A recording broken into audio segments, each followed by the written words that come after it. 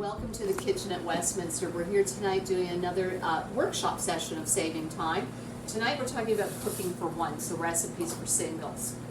And to get ready for that, I really wanted to show how you can still take advantage of good deals in the grocery stores. Tonight I'm making use of a good buy on whole chickens, $1.99 a pound. Can't go wrong. What do you buy for $1.99 a pound? Almost nothing. Certainly not butter. Don't even get me started about the butter. It's a bit of a problem for me. I love butter. And now it's, for the elite.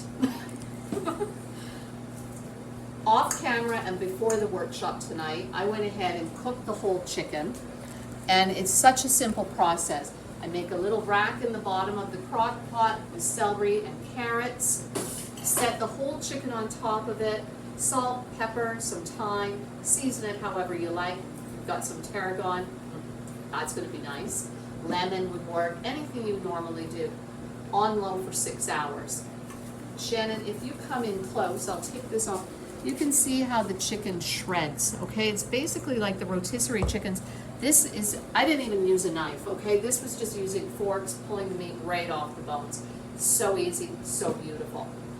Now that you've got all this chicken cooked, and you're one person, and the idea is, what am I gonna do with it? Because you've taken advantage of this good opportunity to buy it economically.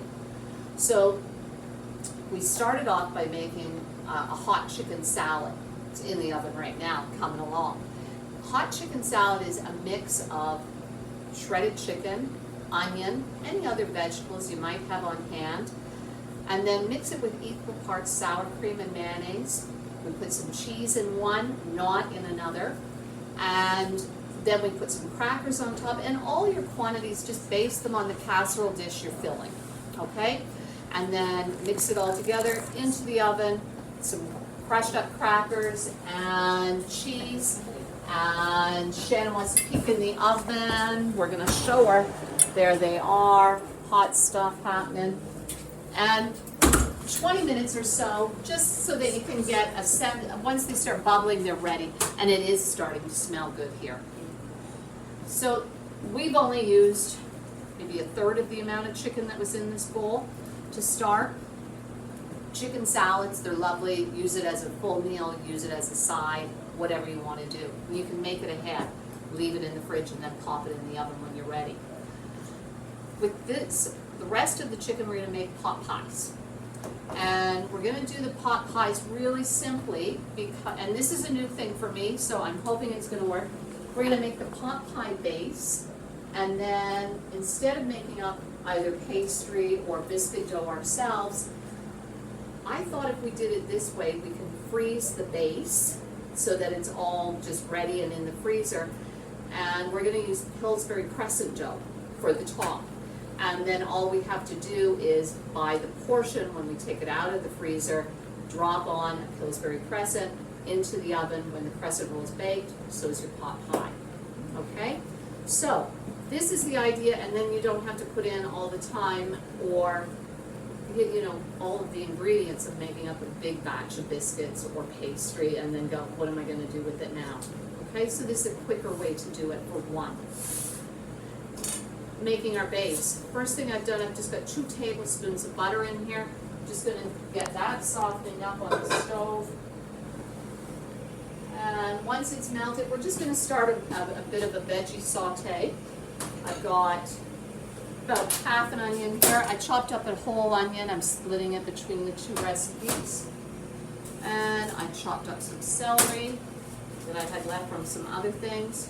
Shannon, I'm sure you didn't fail to see my handy lid. She loves these things. She likes it when I do these things, right? Why wouldn't we? Why wouldn't we? Exactly. And this kind of ugly mess right now, but it's delicious. It's the stock from when I cooked the chicken. So, easy enough. When I cook the chicken, I put maybe half a cup of water in the bottom, and the rest of everything else is the liquid that came out of my vegetables and the chicken itself. Made this nice stock. I personally love putting it in the fridge because then I can remove the fat that easy, okay? Instead of, there's all those gadgets out there for taking the fat off, and you pour it from one to the other and so on. I hear the butter, Shannon, don't worry. She's used to me not paying attention. So just if you chill it, then it's easy to remove the fat. It'll rise to the top and skim off. So now, onions in. That's about, probably 2/3 of a cup of onion. And maybe a 1/4 cup of celery. And if you have some garlic on hand and you want to toss that in, go for it. If you've got, we're just going to saute that just to get it soft. We're not looking to really even add color, we're just looking to soften it up. All of this is just in butter. If you don't want to use butter because, you know, it's so expensive, no reason why you couldn't use olive oil. I wouldn't use any other kind of fat, though. I wouldn't go with bacon fat or lard or anything like that. I'd stick with either butter for the flavor or olive oil for the lack of flavor, so to speak. So it just, but I like butter in here. It's going to keep some nice flavor in our sauce. Once that's going, I'm just turning it down. We will then add some flour, get a roux going. We're going to add our chicken stock and some cream. And it cooks up this easily. Once we get it going, we'll stir in the chicken. It's that easy to make a base. When they're starting to get a little bit of color, so I want to slow things down. We're going to add, I've got probably about 3 tablespoons of flour here. And just dump it in and then push it around. You're getting rid of any of that butter that's in there and thickening it up. Just keep pushing it around. It's okay. It looks like it's going to be a mess. Don't worry, okay? Just cook it, and there. It's all thick. There's no liquid left in there, and that's exactly what we want. Now, we're going to add our chicken stock next. Get your whisk handy. This is not the time for the spoon anymore. We'll get rid of it. And whisking. And the reason we want to whisk is because we don't want lumps, okay? If you don't whisk, you're going to get some lumps from your flour. And just start. This broth is left over from the chicken, and in it goes, and give it a stir. Keep stirring it until we're added in, and go again. And I've got some nice veggies still in that, a little bit of meat still in there. It's beautiful. If you don't still have your stock from cooking the chicken, just get some chicken broth, okay? You don't have to use this, but why wouldn't we today? Today we've got it, so let's use it. Same thing if you were going to make a soup. Again, use this if you've got it. And I've kept, when I cook a chicken, I'll keep this in the fridge for at least a week. It's fine, and then you never know when you can use it. I'll use it in just about anything. And then we're getting a 1/4 cup of milk. I couldn't actually see the measurements on this, but it's looking like about a 1/4 cup to me. Yeah. We could test. Do you want to see how good my eye is? Let's see. Oh, like I'm out by barely. I'm going to let it fly. I'm not wasting that. I'm going to say that's okay. So tonight we added 1/3 of a cup. And then give it a stir. And again, you don't have to add the cream, but on a chicken pot pie, I like a creamy gravy. Yeah. I use 2% milk. You're going to get a bolder flavor. If you've got some coffee cream in the fridge, use it, okay? If you've got some 10%, use it. I wouldn't go higher than 18% because we're going to whisk it, and then you'd end up, you know, you could be getting whipped cream if you're not. Now, we're just going to let that come to a boil. And as it boils, it'll start to thicken. If for some reason it doesn't thicken enough, we'll add a little bit more. We'll just mix some off and stir it in. Add more. Let's see what happens. Pardon me? Add more what? Well, mix some flour up with some milk or some water and make a little slurry. I don't know if that's a real term or just something I say, but we'll make up a little slurry and stir it in. So we'll see what happens when that comes up to a boil. Okay, look at this, it's done. You can see it's starting to bubble around the edges. Wow. It's golden, it's beautiful, right? Good. And you can see how loose it is right now. If we leave it for a little while, it'll firm back up again. Just let it sit for even 5 minutes before you eat it. We'll close that up. It does smell good, doesn't it? And what an easy, and this pretty, right? Yeah. If somebody was coming for lunch or something, this is a nice lunch. I'm gonna Lunch, stir. dinner. Just giving another little stir here. Everything's coming along. There we go. Not thickened yet. Looks great. We're gonna leave that for a second and come back to it. Milk's gotta go back. The boil wasn't thickened enough, Shannon. So I mixed up some flour and water, a slurry, and I'm just gonna stir it in. Just whisk while you do it to make sure you don't get any lumps, okay? Not that it would be the end of the world if you did, but it's a bit of a shame, isn't it? You don't want them if you can avoid it, and all you need to do to avoid it is whisk. So why wouldn't you? And I can already see that that's gonna thicken up for us now. And once it has started, then we're gonna mix all those veggies and the chicken in here, and that's gonna thicken it up more. Right now, if you want it to, if you're like thinking, I don't want to cool it down by dumping in the frozen, if you rinse them with cold water first, it thaws them pretty quick. And then we'll just give that a stir, and now all our chicken can go in. And at this point, I'm going to have to swap out that, because the chicken will get so tangled up in there, it'll be a shame. And all of this, it's already shredded, so we don't have to do anything. If it didn't shred fully, like if you started with a different cut of chicken, then chop it up into bits.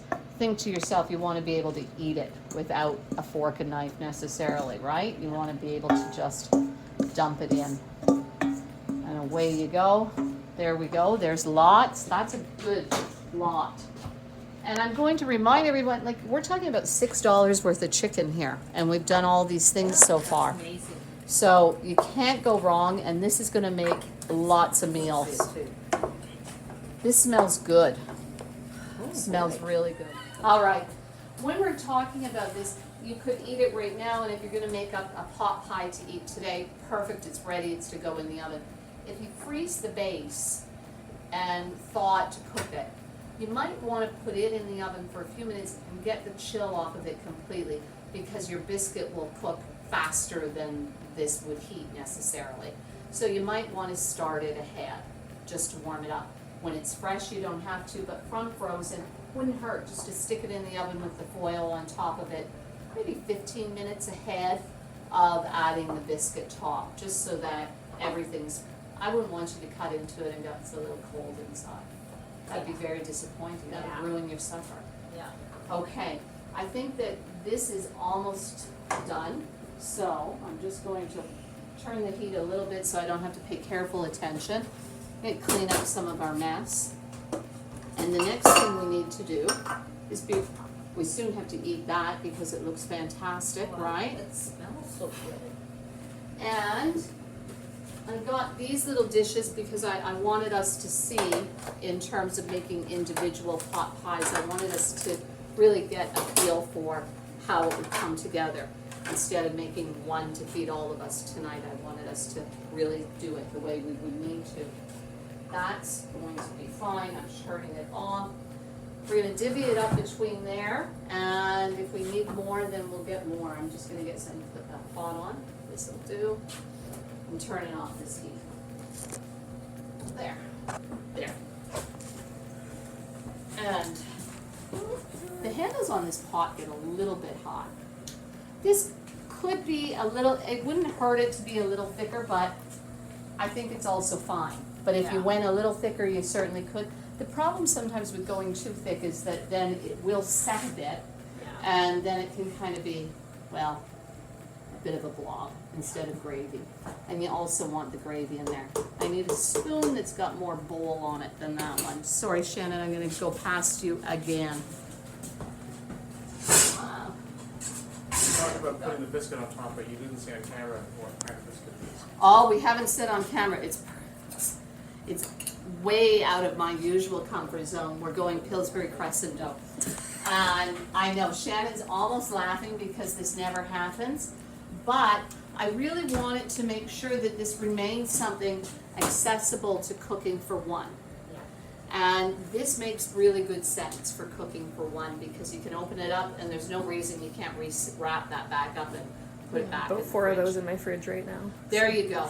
This is a popular thing for singles, and you can't make biscuit dough for one recipe and then when you free it and so on. So I really wanted to stick with things that felt accessible and easy, and we're just divvying it up. Look at how nice that looks, and honestly, we did this mixed veg, but if you want to put broccoli in there, cauliflower, whatever you've You got, could put potatoes, carrots, anything at all, parsley, whatever you've got, honestly, if you've got a few carrots that look like they really need to be cleaned up, this is a great spot for them. Don't feel obliged to go with the version that we've done here. Mix it up, do what you want. And again, make up individual ones, and then you don't have to have leftovers. But if you don't mind the idea of leftovers, then make a few slightly larger ones. And just go with the way you know you're going to eat it. What I like about this is this can, just like this, can go in the freezer, and then you've got a meal ready. Press and roll. And if we can find the line here, I believe there's 8, and that would give us 2 for each, and that's what I'm kind of hoping, is that one of these, oh, it's gonna be perfect, look at this, right? So if we tear it like that, I want rectangles. And then we can just, right? And that should give us a good biscuit top over the whole thing. This is my idea. And there, yay. It's easy peasy, isn't it? Dead easy. Dead easy, stupid easy. Shannon laughs at my easies. There's a lot of easy. Easy. It's easy peasy. And there, and last one, just like that. Wow. Just like that. I'm gonna put them in the oven at 400 for about 10-15 minutes. I mean, really, we're just looking to cook the biscuit. Yeah. So I'm assuming 10 minutes is probably gonna be enough. Did the oven come up to temp? Yes, it has. Good. Off camera, I set them on the cookie sheet so that it's easy to get them in and out of the oven.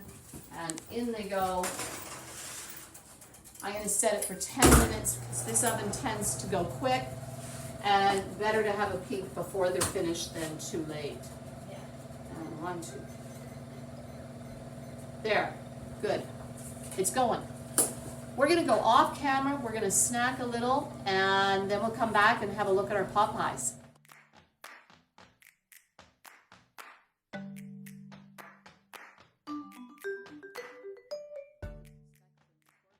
We're all done here tonight. We had a lot of fun as always. These workshops have really shown themselves to be a great night out for everyone. I have fun, the people come have fun, we eat together. We just ate together. Shannon didn't get that on camera, but we did. We sit down and we enjoy it together. Everyone liked the hot chicken salad. I'm not surprised, it's a favorite at my house. The chicken pot pies were really nice as well. Pillsbury crescent dough, everybody liked it. I didn't think it looked fantastic, but everyone assured me it was lovely. So, I recommend it with, I think it looks like everybody liked it. I'm just gonna let it go. And all in all, these are easy meals to pull together if you're one person living on your own and you wanna make good, healthy food, but you don't wanna eat the same thing all the time. Meals like this work really well because you can switch it up. You cook that chicken and you've got it available for all sorts of options. Keep paying attention for workshops. Next one's on October 24th, carrot cake. Carrot cake, right? You can't go wrong, carrot cake. That's coming up soon. Please keep watching at the very least. If you're in the area and you can attend a workshop, I'd love to have you come and visit. Take good care. I'll see you soon.